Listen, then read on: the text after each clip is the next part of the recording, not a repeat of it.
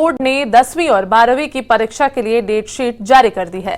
10वीं की परीक्षाएं 28 फरवरी से शुरू होकर 19 मार्च 2025 तक चलेंगी, जबकि कक्षा 12वीं की परीक्षाएं 27 फरवरी से शुरू होकर 2 अप्रैल 2025 तक चलेंगी। दोनों कक्षाओं की परीक्षाएं एक ही शिफ्ट में आयोजित की जाएगी।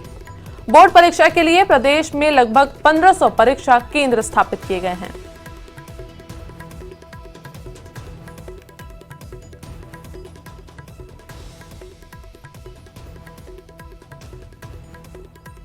हरियाणा विधानसभा चुनाव को तकरीबन 3 महीने पूरे हो चुके हैं, लेकिन सरकार और विपक्ष के बीच तकरार आज भी जारी है। ताजा विवाद शुरू हुआ जब रानिया विधानसभा सीट पर रिकाउंटिंग चल रही थी। कांग्रेस के कैंडिडेट रहे सर्वमित्र कंबोज ने प्रक्रिया पर आपत्ति जताते हुए रिकाउंटिंग रुकवा दी। आइए जानते हैं क्या पूरा मामला, रिपोर्ट देखिए।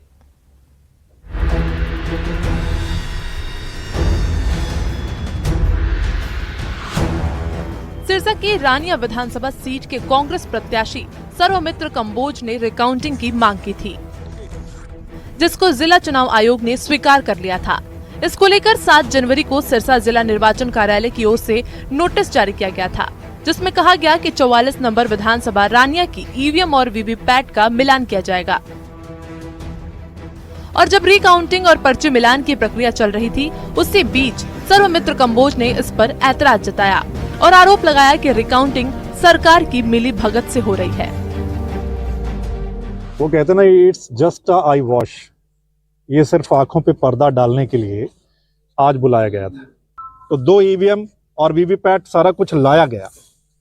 तो एक ईवीएम जब प्रोसेस शुरू हुआ तो ये बोलते हैं कि ईवीएम का जो एक्चुअल डाटा था उसमें, जो इलेक्शन का, उसकी गिनती नहीं होगी, उसका मिलान नहीं होगा, वो डिलीट होगा। पहले उसको क्लियर करेंगे, नया उसमें पोल होगा, जिसको मोक पोल बोलते हैं। इसलिए मैंने उस प्रोसेस को वहीं ऑब्जेक्शन किया है, बाकायदा लिख के दिया है, रिसीविंग ली है कि मैं इस प्रोसेस से संतुष्ट नहीं हूं, ये सुप्रीम कोर्ट के निर्देशानुसार नहीं है। वहीं विधायक अर्जुन चौटाला ने कांग्रेस पर जवाबी हमला बोलते हुए कहा कि कांग्रेस ने हमेशा ही दूसरों को गुमराह किया है, खुद की गलती से हारते हैं और चुनाव का ठीकरा ईवीएम पर फोड़ देते हैं। कांग्रेस नेता अब हार को पचा नहीं पा रहे हैं। अब खुद पर तो इल्जाम ले नहीं रहे, तो अब ये ईवीएम पे लगा रहे।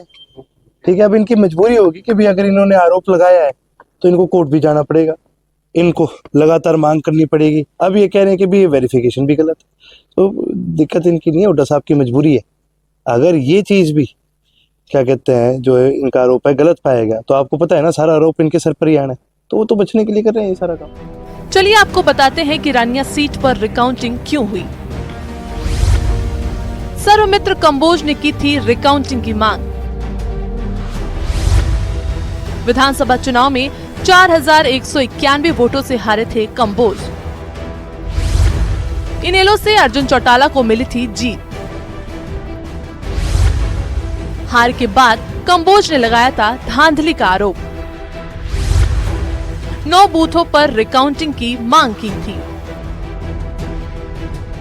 वहीं जिला इलेक्शन विभाग के कानूनगो देवेंद्र कुमार ने बताया कि इलेक्शन कमीशन के दिशा निर्देश के अनुसार ईवीएम के डेटा को प्रोसेस किया जाता है, लेकिन सर्वमित्र कंबोज के हंगामे के बाद और फिर से रिकाउंटिंग की प्रक्रिया नहीं होगी। न्यूज़ 18 के लिए जशपाल सिंह, फतेहाबाद की